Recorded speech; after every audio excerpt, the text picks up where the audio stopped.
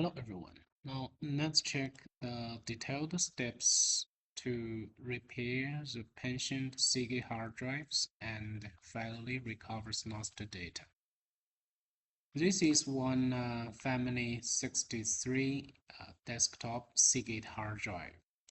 Now let's enter the software. For this kind of hard drive, we have unlocked this firmware error. Anyway,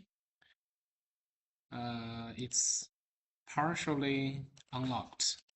From the COM terminal, we can see this one. So to unlock it further, we need to come here and we can check this family.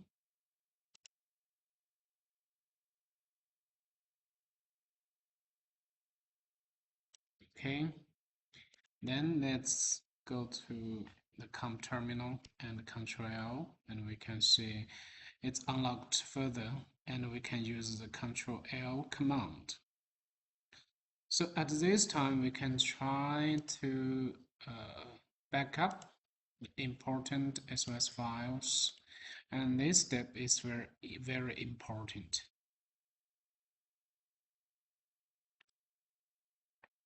So unlock the firmware error first, and then back up the important SOS files for the second step. Now we can select the important ones to back up, and we can select the SOS93 first, and also sometimes we can check other SOS files. Well, let's try to back up these ones first. Okay, now let's back up the ROM too.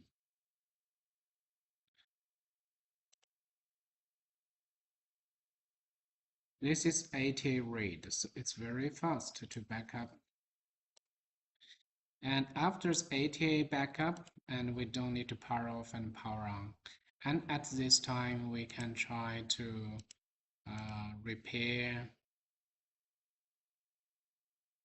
the possible firmware corruption. We need to check the nglist entries, 0 entries, and the glist.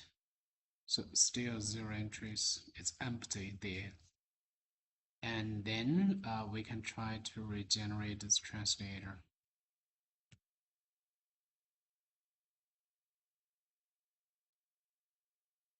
After this one, and we can also check the defects management initialize ID, and we can also try to edit nglist to check the entries inside.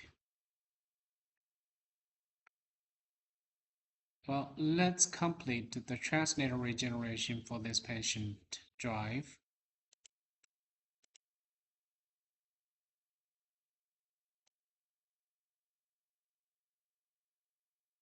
And sometimes, if the COM terminal translator regeneration failed, and we can try the ATA translator regeneration here.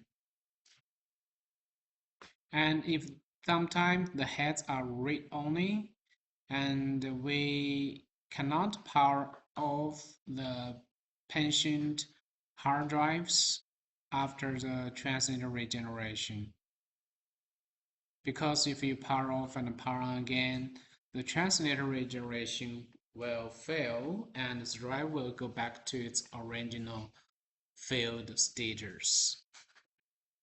So please note on this one.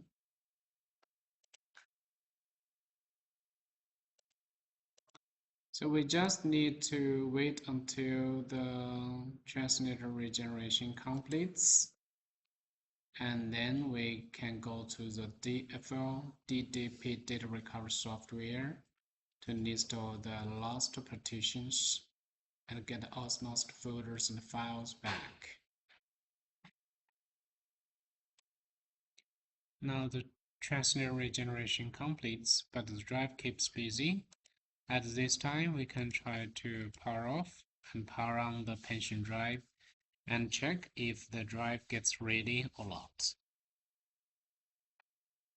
Now we can see SATA reset. Usually when we see this one, the drive starts seeking, and then the drive gets ready in a short time.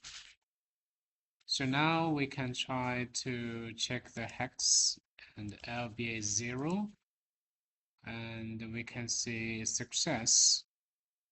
Here we can check the ending part of the data arrow, and we can use 77 and the same length, very close to the max LBA.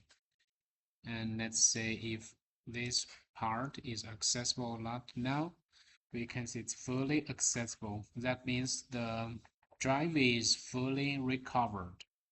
So at this time we can go to the DFLC panel.